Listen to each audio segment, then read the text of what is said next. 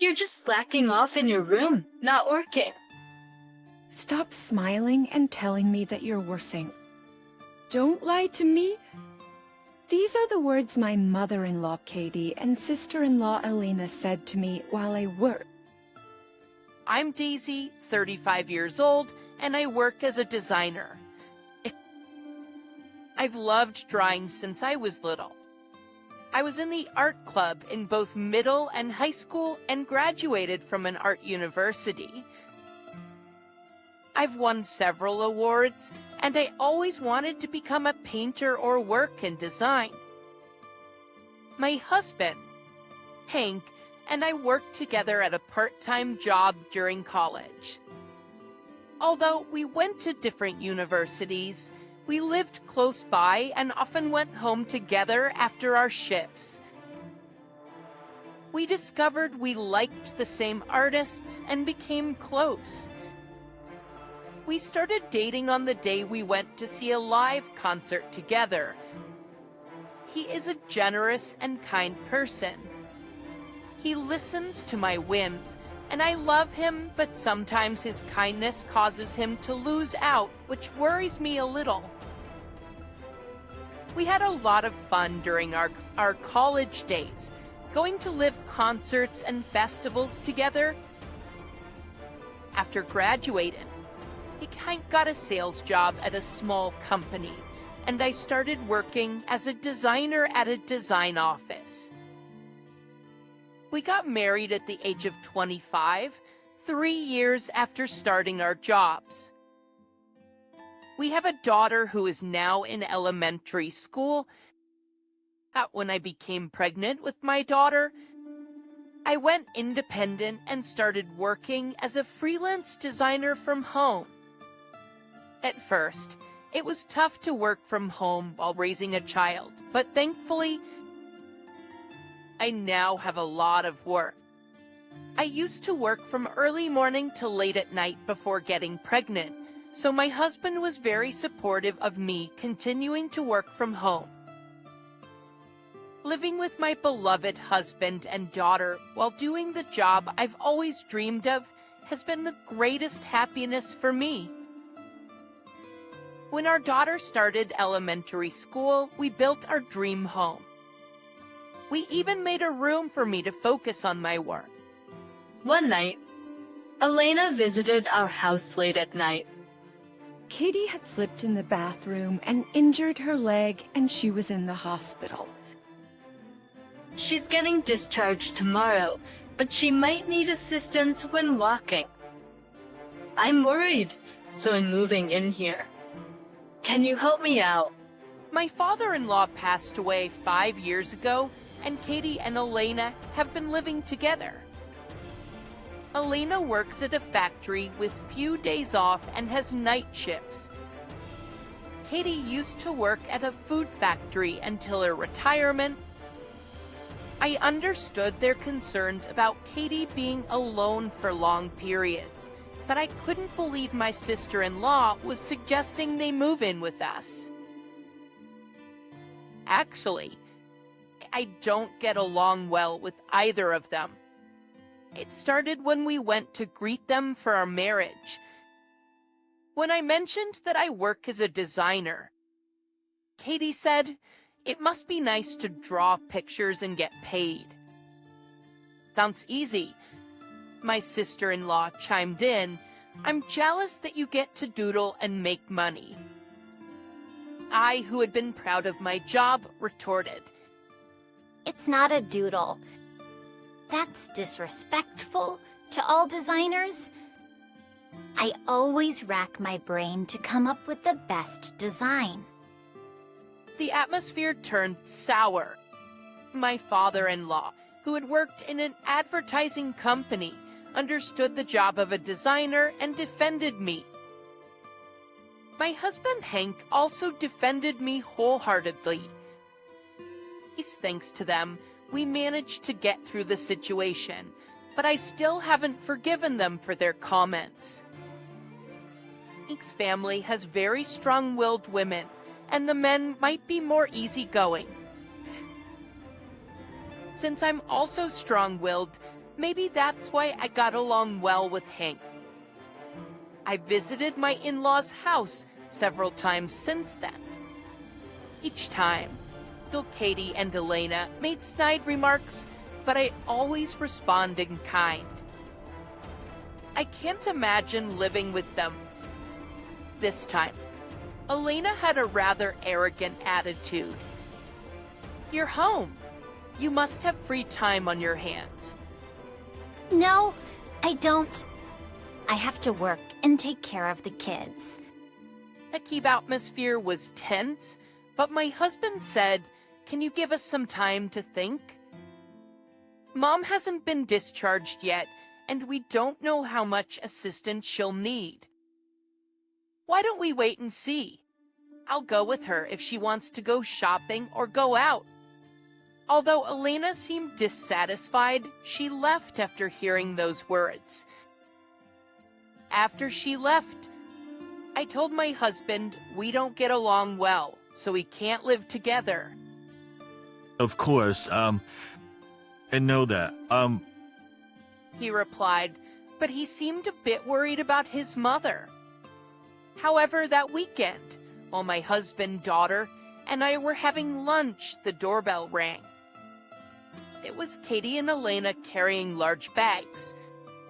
My husband and I went to the entrance, and Elena smiled and said, "We're moving in today." Looking at the car parked in front of the house, it was filled with their belongings. What's going on? I asked, and she replied, "We knew you'd just postpone making the decision. We're just trying to leave everything to me.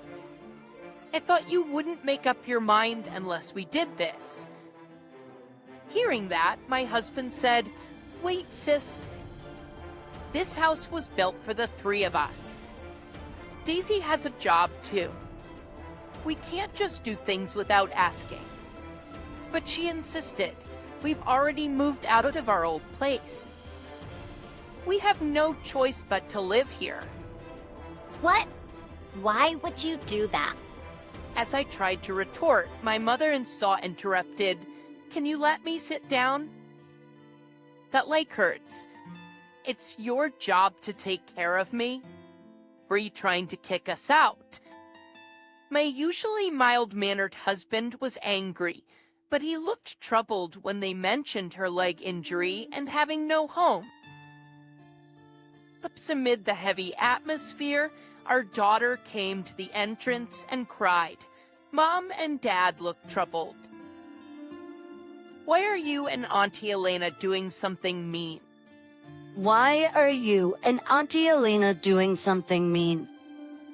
I hugged my daughter and apologized. Put your bags in the living room for now. It's not good for her to see us fighting. So you can stay for a few days, and then we'll think about it. I'm Daisy, is that okay? I was unhappy, but I didn't want to upset my daughter, so I had no choice but to accept. Is hearing our conversation, the two of them started carrying their bags. Katie was dragging her leg and seemed to have difficulty walking. And from that day on, my days of hell began. My usual routine was to send my daughter to school, finish housework, and then start working. Hank and Elena went to their jobs, leaving Katie and me alone. "I'm going to work now," I told her before retreating to my workroom. However, that didn't mean she would let me concentrate on my work. Daisy, can you make me some tea? Daisy, when are you making lunch? I don't want anything simple. I had anticipated this, so I managed to dodge her requests by saying, "Sure, here's your tea." I prepared lunch this morning. Don't worry, it's not something simple. She seemed to look a bit frustrated. One day, I was in my workroom having a remote meeting. I didn't notice because I was wearing headphones, but suddenly, Katie started yelling right behind me. I was surprised and let out a gasp, not knowing when she had entered the room. Then squeak, the camera and microphone were on, so the client heard everything.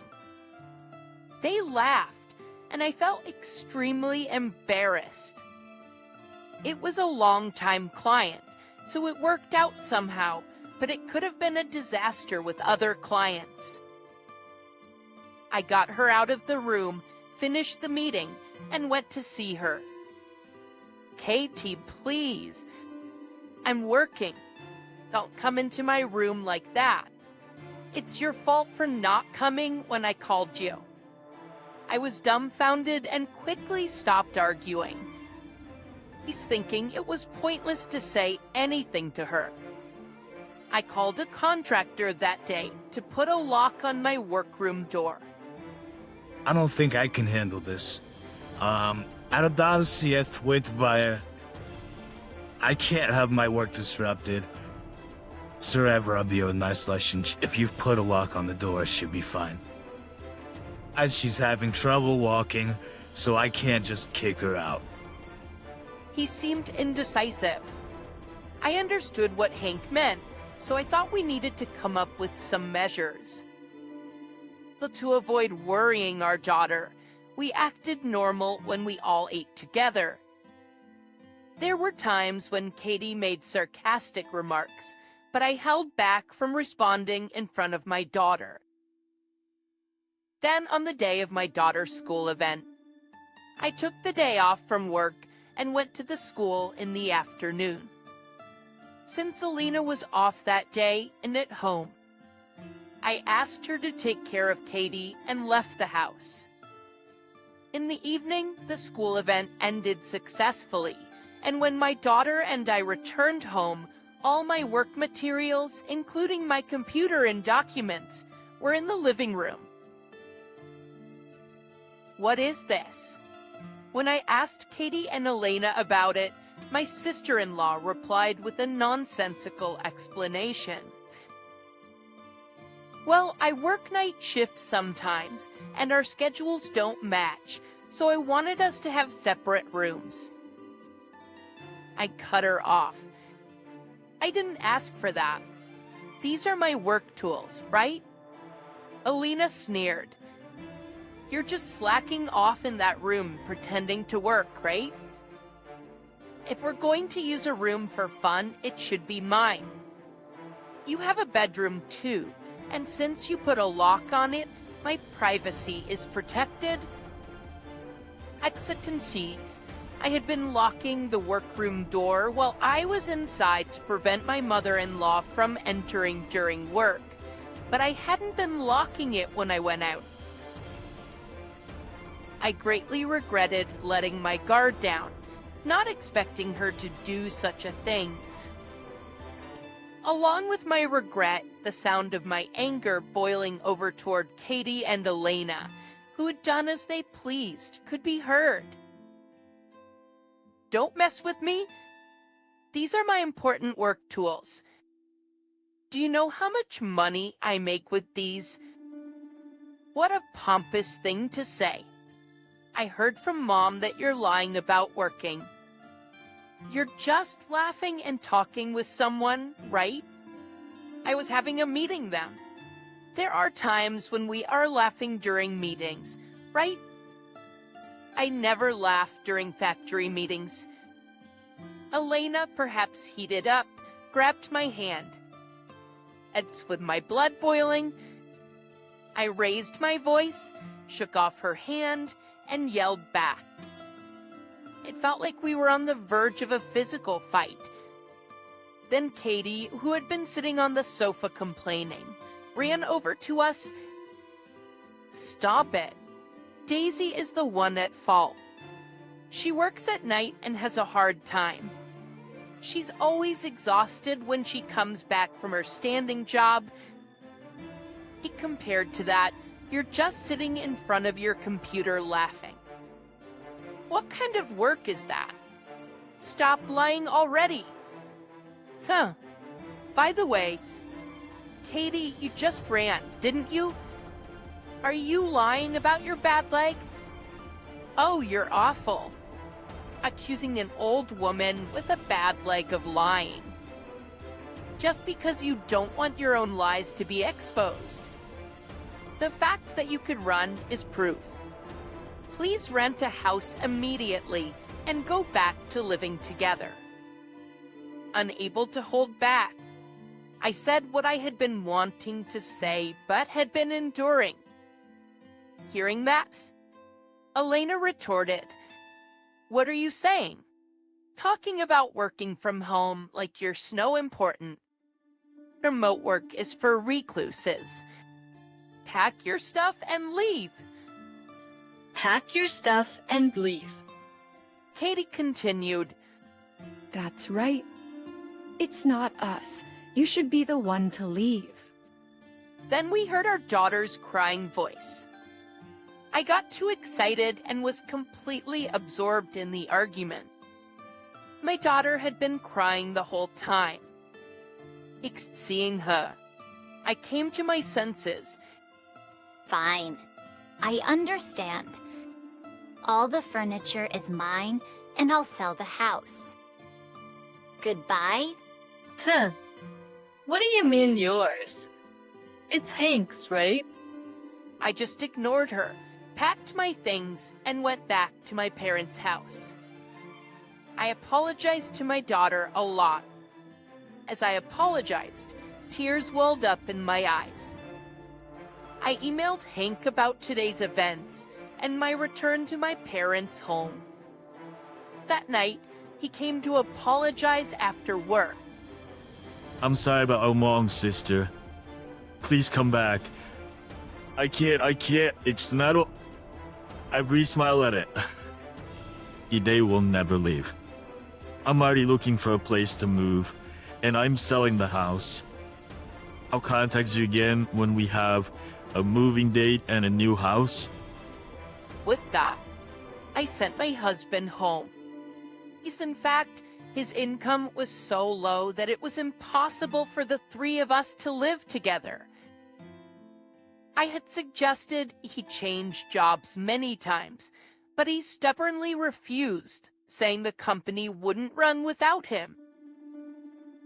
So, I became independent. I had been working while raising my daughter since she was born. Thanks to that, we were able to buy a house. We paid for living expenses from my husband's salary, but the house, car, and furniture were all purchased with my earnings. The house was in my name because I earned several times more than he did. I loved my job as a designer, and it was fine. I thought it was okay if he didn't want to change jobs. There were no complaints while the three of us lived together. I think my husband was also at fault for not clearly refusing to live with his mother and sister.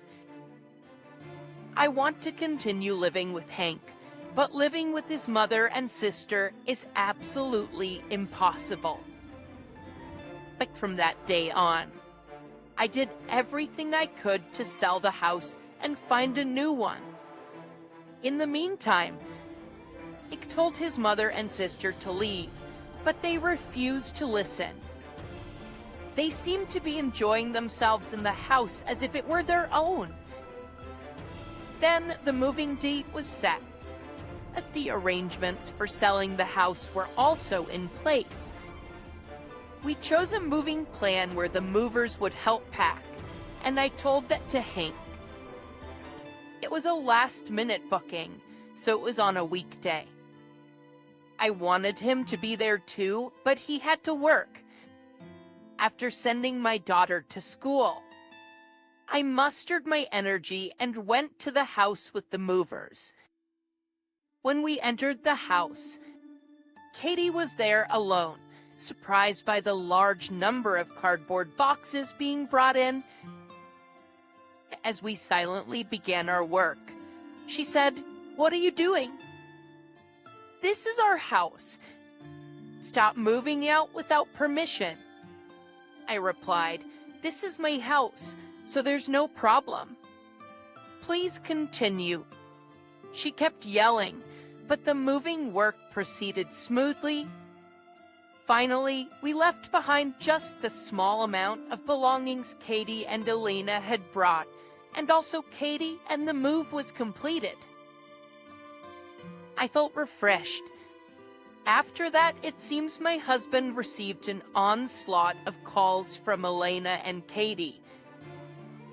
That night, we went to the house together and told Elena our future plans at the entrance. This house is already set to be put up for sale. A cleaning service is coming in a week. Please move out by then. We didn't agree to that. This is our family's house. We don't even understand why you moved today. Hank, tell this woman something. I tried to tell you many times, sis, but you didn't listen. Daisy says she can't live here anymore. How can you say that when our mother has a bad leg?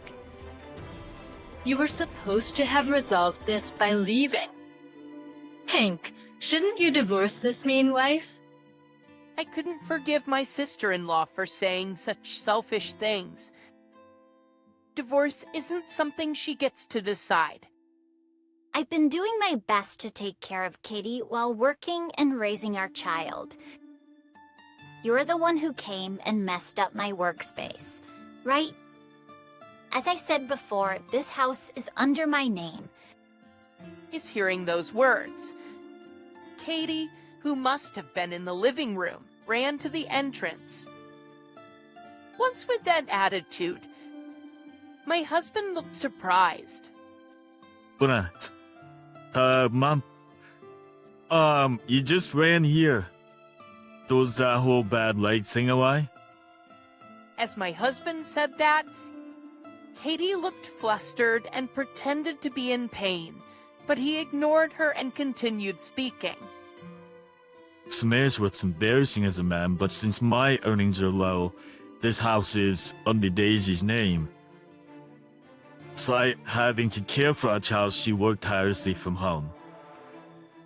Thanks to her unwavering dedication, I have my job.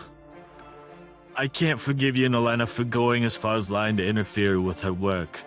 And never going, at Gadney for going as far as lying to interfere with her work. I'll help you find a place too, so please leave.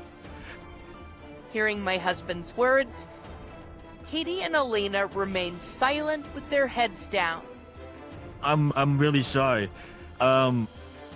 Listen, nurse, I knew you didn't like. I knew you liked the idea, but I couldn't say anything strongly because I was worried about my mom's bad leg.